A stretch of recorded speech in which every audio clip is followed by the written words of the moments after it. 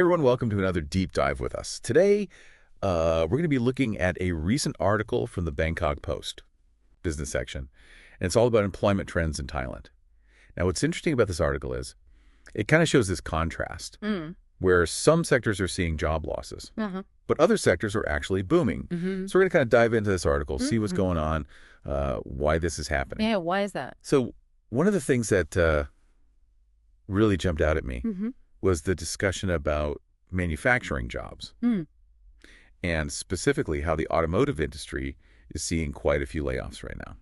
Yeah, I think that's definitely one of the big takeaways from the article, right? Yeah. It's kind of a stark reality check in some ways. You know, we're looking at over 400,000 people unemployed in Thailand during the third quarter. Wow.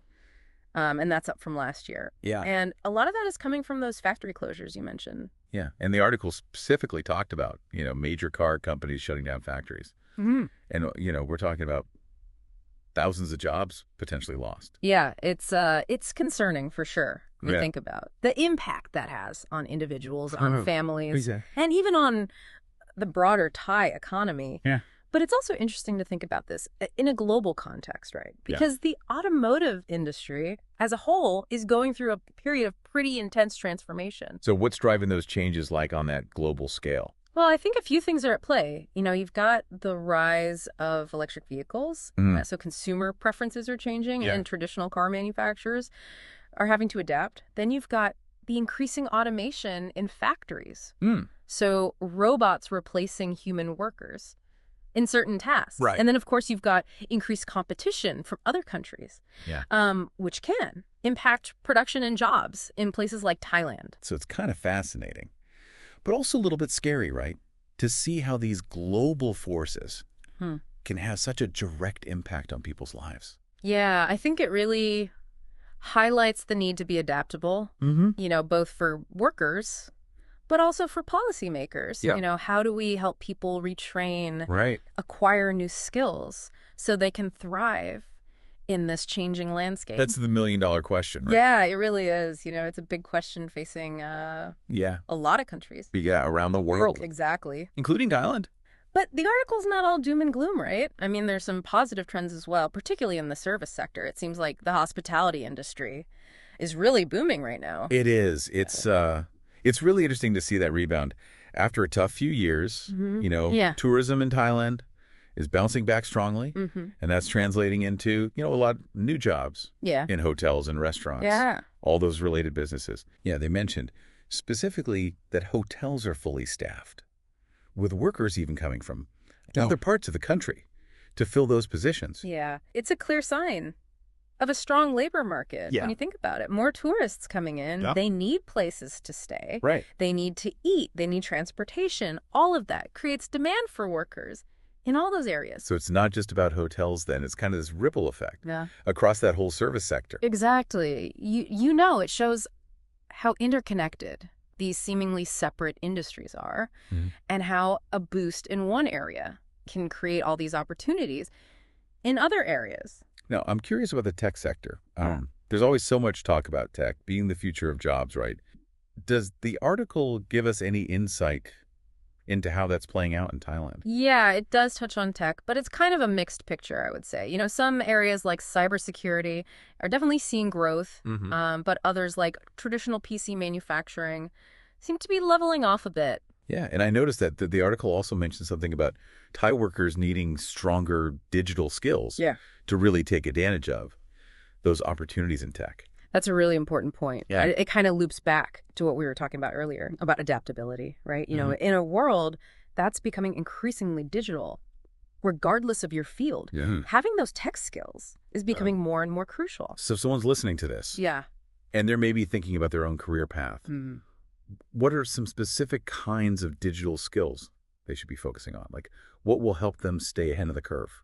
Yeah, that's a great question. And it really depends on their individual interests and goals. But some of the core skills that come up again and again are things like data analysis, coding, digital marketing, even just being comfortable navigating different software platforms. Right. So it sounds like continuous learning. is really the name of the game here. It is, absolutely. The world of work is constantly evolving, and that ability to learn new things, to adapt, to reskill. That's going to be essential for anyone who wants to stay competitive. The Thai Chamber of Commerce has suggested this pay-by-skills scheme as an alternative. I'd love to hear your thoughts on that. Like, how would such a scheme work in practice? And what are the potential benefits and challenges? Well, the idea behind pay by skills is to incentivize workers to develop specific in-demand skills.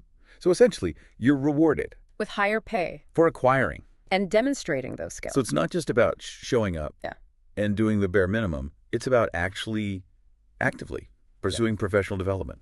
And proving your value. Exactly. It's about encouraging a culture of continuous learning. And rewarding those who invest in themselves. Now, I imagine there are challenges to implementing something like this. Sure. What are some of the potential drawbacks or concerns? Well, one concern is how you objectively measure and assess skills. You need a fair and transparent system that recognizes and values different types of skills. And I imagine there might be pushback from some businesses who are used to paying lower wages. Certainly. There's always that tension between businesses wanting to keep costs down and workers wanting fair compensation for their skills and their labor. So it's a complex issue for sure, but it seems like this pay-by-skills idea is at least worth exploring as a way to address some of these challenges. I think so. Absolutely. It's a thought-provoking concept that encourages us to think differently about that relationship between education, skills, and earning potential. And speaking of thinking differently, this whole article has really gotten me reflecting on the bigger picture here. What does the future of work look like? Not just in Thailand, but globally. That's the big question, isn't it? Yeah. Honestly, no one has a crystal ball. Right. But what we can do is pay attention to the trends. Yeah. Analyze the data and have these important conversations about how we prepare ourselves and future generations for the changes that lie ahead. So if we were to zoom out and look at everything we've discussed today, what are some of the key takeaways you'd want our listener to walk away with? Well, I think the first takeaway is that the job market is constantly evolving. Yeah. It's not static. And that means we need to be adaptable, always willing to learn and grow. And it seems like that's true, whether you're in manufacturing or hospitality, tech, or any other field. Exactly. Change is the only constant, right? The second takeaway, and I think this is especially important for your listeners, is that there are resources and support systems available to help navigate these changes, whether it's retraining programs, online courses, or career counseling services. Yeah. There are ways to equip yourself with the skills you need to succeed. So it's not about facing these challenges alone. There are people and organizations dedicated to helping individuals thrive in this evolving world of work. And I think the final takeaway is that the future of work isn't something that just happens to us. We have the power to shape it. Through our choices, our policies, our investments in education and training, we can create a future of work that is more equitable, more sustainable, and more fulfilling for everyone. That's a really inspiring thought. It's not about passively accepting whatever comes our way. It's about actively shaping the future that we want to see. Exactly. And that's what makes this conversation so important, by shining a light. I think that about wraps it up for this deep dive into Thailand's shifting job landscape. Thanks to everyone for listening, and we'll catch you in the next one.